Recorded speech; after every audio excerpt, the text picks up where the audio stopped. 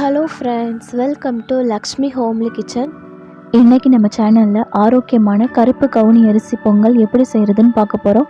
ரொம்பவே ஹெல்த்தியான இந்த ரெசிப்பியை ரொம்ப சிம்பிளாக செஞ்சு முடிச்சிடலாம். வாங்க எப்படி செய்கிறதுன்னு வீடியோக்குள்ளே போய் பார்க்கலாம். வீடியோக்குள்ளே போகிறதுக்கு முன்னாடி நீங்கள் நம்ம சேனலை ஃபஸ்ட் டைம் பார்க்குறதா இருந்தால் மறக்காமல் சப்ஸ்கிரைப் பண்ணிக்கோங்க. பக்கத்தில் உள்ள பெல் ஐக்கானை கிளிக் பண்ணி ஆல் ஆப்ஷனையும் கொடுத்துக்கோங்க. வாங்க இப்போ நம்ம வீடியோக்குள்ளே போகலாம். கவுனி அரிசி பொங்கல் செய்கிறதுக்கு ஒரு பவுலில் 1 கப் அளவுக்கு கருப்பு கவுனி அரிசி எடுத்துக்கிறேன்.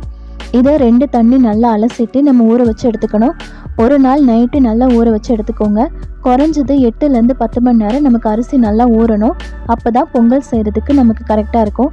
இப்போ நம்ம இதை ஊற வச்சு எடுத்துக்கலாம். அரிசி நல்லா ஊறினதுக்கப்புறமா ஒரு குக்கருக்கு மாற்றிக்கோங்க. 1 கப் அளவு அரிசிக்கு 3 கப் அளவு தண்ணி சரியாக இருக்கும். நான் 3 கப் அளவு தண்ணி சேர்த்துக்கிறேன். இதில் ஒரு பிஞ்ச் அளவுக்கு உப்பு சேர்த்துக்கலாம். இதை மூடி போட்டு மூடி வச்சுட்டு 7-8 விசில் வரைக்கும் நம்ம வேக வச்சு எடுத்துக்கலாம். விசில் நல்லா அடங்கினதுக்கப்புறமா நம்ம ஓப்பன் பண்ணி பார்க்கலாம். இப்போ நமக்கு அரிசி நல்லா வெந்து குழஞ்சிருச்சு. இதை லைட்டாக கரண்டியால் மசிச்சு எடுத்துக்கோங்க.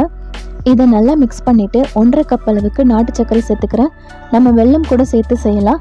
வெல்லம் சேர்க்குறதா இருந்தால் கொஞ்சமாக தண்ணி சேர்த்து வெள்ளை கரைசல் ரெடி பண்ணிவிட்டு அதுக்கப்புறமா சேர்த்துக்கோங்க. இப்போ நம்ம சேர்த்த நாட்டு சர்க்கரை நல்லா கரையிற வரைக்கும் மிக்ஸ் பண்ணிக்கலாம். இது நல்லா கரைஞ்சதுக்கப்புறமா கொஞ்சமாக ஏலக்காய் தட்டி வச்சுருக்கேன், அதை சேர்த்துக்கிறேன். நம்ம ஏலக்காய் தூளாக கூட சேர்த்துக்கலாம். இதுவும் சேர்த்து நல்லா மிக்ஸ் பண்ணிவிட்டு ஒரு 2 நிமிஷம் வேக வச்சு எடுத்துக்கலாம். இப்போ நமக்கு ரெடி ஆகிடுச்சு. அடுப்பை ஆஃப் பண்ணிடலாம். கடைசியாக கொஞ்சமாக முந்திரி திராட்சை மட்டும் வறுத்து சேர்த்துக்கணும். அதுக்கு ஒரு கடாயில் 2 டேபிள் ஸ்பூன் அளவுக்கு நெய் சேர்த்துக்கிறேன். நெய் உருனதுக்கப்புறமா கொஞ்சமாக தேங்காயை சின்ன சைஸில் கட் பண்ணி வச்சுருக்கேன், அது சேர்த்துக்கிறேன். நம்ம தேங்காயை பொங்கலில் துருவி கூட சேர்த்துக்கலாம். இல்லைனா இந்த மாதிரி பொன்னிறமாக வறுத்தும் நம்ம சேர்த்துக்கலாம். இது கூடவே கொஞ்சமாக முந்திரி திராட்சையும் சேர்த்து பொன்னிறமாக வறுத்து எடுத்துக்கலாம். இது நல்லா வறுத்ததுக்கப்புறமா நம்ம ரெடி பண்ணி வச்சுருக்க பொங்கலில் சேர்த்துக்கலாம்.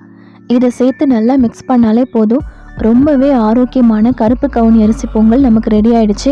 இதை கண்டிப்பாக குழந்தைங்களுக்கு செஞ்சு கொடுங்க. இதில் அவ்வளோ சத்துக்கள் இருக்குது. இதை செய்கிறது ரொம்பவே ஈஸி தான். சட்டுன்னு செஞ்சு முடிச்சிடலாம். கண்டிப்பாக இந்த ரெசிப்பியை இதே மெத்தடில் உங்கள் வீட்டில் செஞ்சு பாருங்கள். செஞ்சு பார்த்துட்டு உங்களுக்கு இந்த ரெசிபி பிடிச்சிருக்கான்றதை மறக்காமல் என் கூட கமெண்டில் ஷேர் பண்ணுங்கள். வீடியோ பிடிச்சிருந்தா சேனலையும் சப்ஸ்கிரைப் பண்ணி சப்போர்ட் பண்ணுங்கள். Thank you friends.